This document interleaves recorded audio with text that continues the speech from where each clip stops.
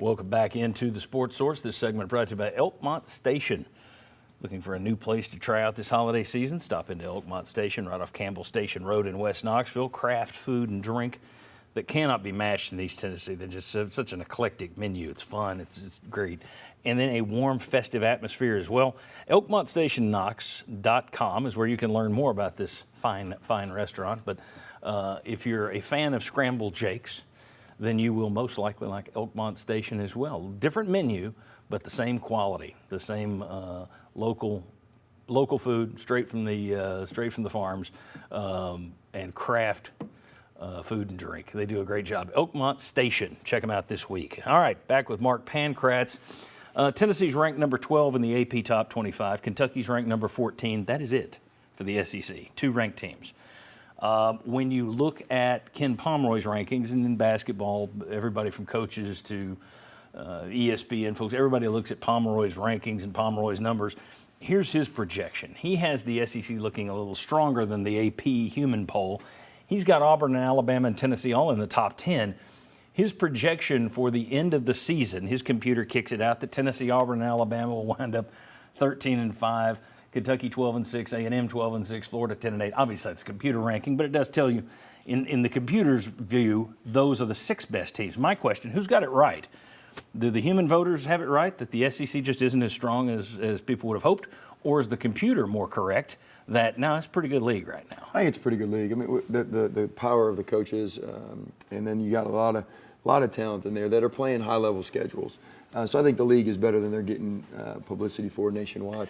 And I do think Tennessee deserves to be in that top tier. I think Auburn will be up there. I look at their interior with Broome. He's going to be a challenge for Tennessee to defend inside. Kentucky's depth. Whenever Kentucky and Calipari got a shooter like they do in Shepherd, it makes them a lot better.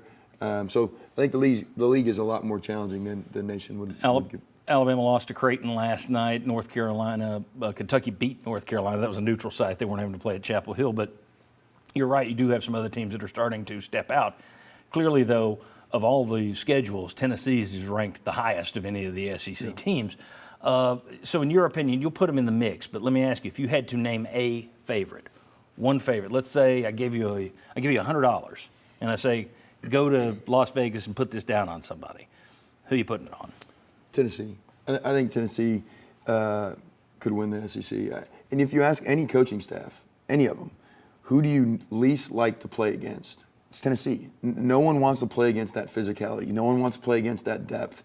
No one wants to play with a point guard like Zakai who can lead the team. The veterans of Vescovi and Triple J. Like Tennessee across the board, if you ask any team they don't want to play, it would be this team. Let's talk about this team versus the early season expectations. There were a lot of people that were talking Final Four. Oh, look at this talent, look at this roster. It's like, well, but you're looking only at your talent and your roster. You're not taking into account everything else out there. Again, a year ago in November, no one was talking about FAU and San Diego State and a Final Four with a bunch of 4s and 5 seeds. So you never know what's going to happen. This team plays a little bit more watchable style, in my opinion. It's got a little bit more offense, which makes it fun to watch. But it's about where I thought it would be. When you're playing that kind of a schedule, I'm not surprised that at 8-3 at this point, and I think that's about where they should be. Where are you compared to where the expectations were, Final Four, compared to where they are now? Were the expectations too high? Are they right where they should be? Are they a little disappointing? Where are you with the Vols? Well, I think the way that they played against Michigan State, they deserve to get some of that excitement around a Final Four run. I never think of things as this is a Final Four team just because staying healthy, the matchups, like there's so much that goes into being able to make that run. Now, this team is super talented. They've got veteran guard play. I do think they should get to a Sweet 16, and then you kind of, all right, see what happens from there. I'm not disappointed.